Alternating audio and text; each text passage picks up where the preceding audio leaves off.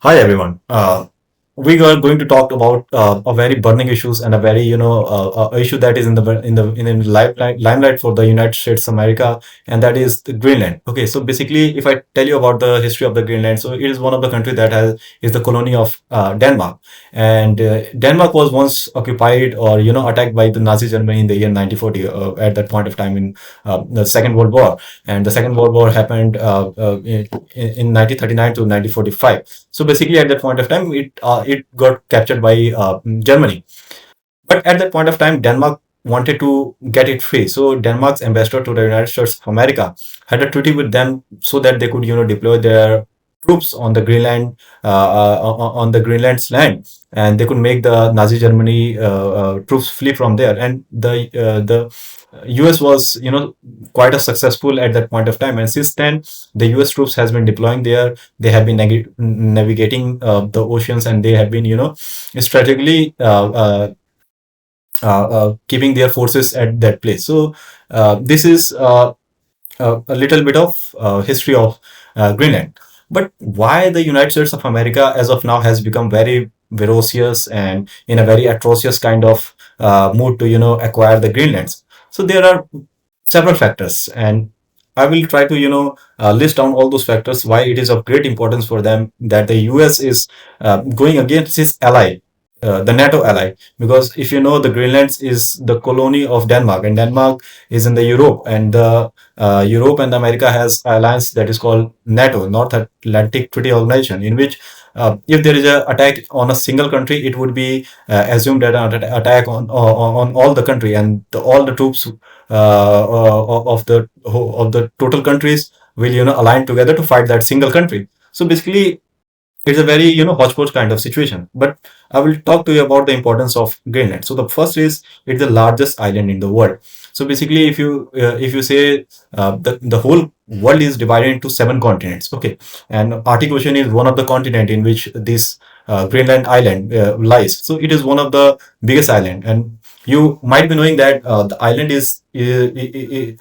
is something like that is totally covered by the water. So that is called island. Okay.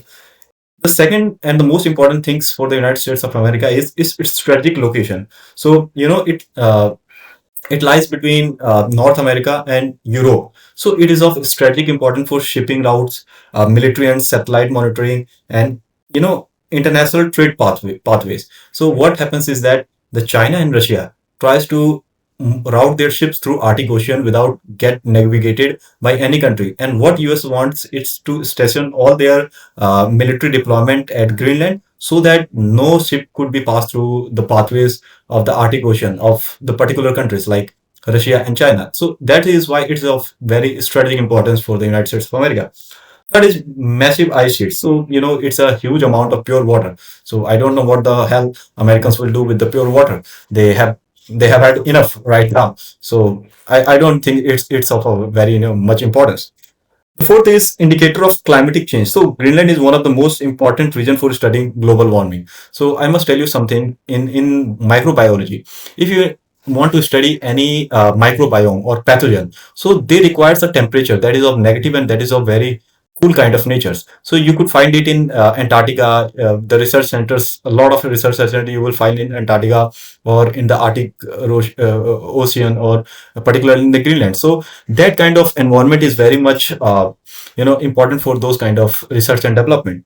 Along with that, rich natural resources you might get, or scientific research or climatic monitoring station. So rich natural resources, why it is very important? Because you may have heard about rare earth minerals.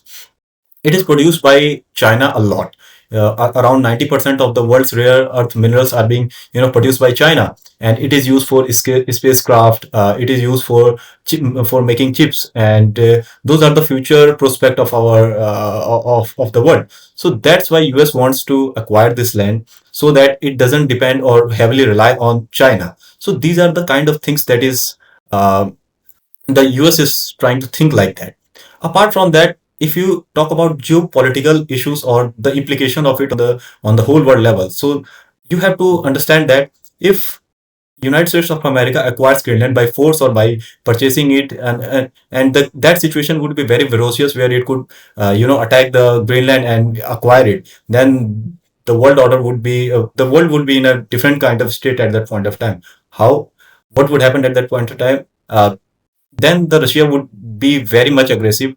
They would try to annex, a lot of Ukraine's island, and they will say that as the US can do this, so we can also do this.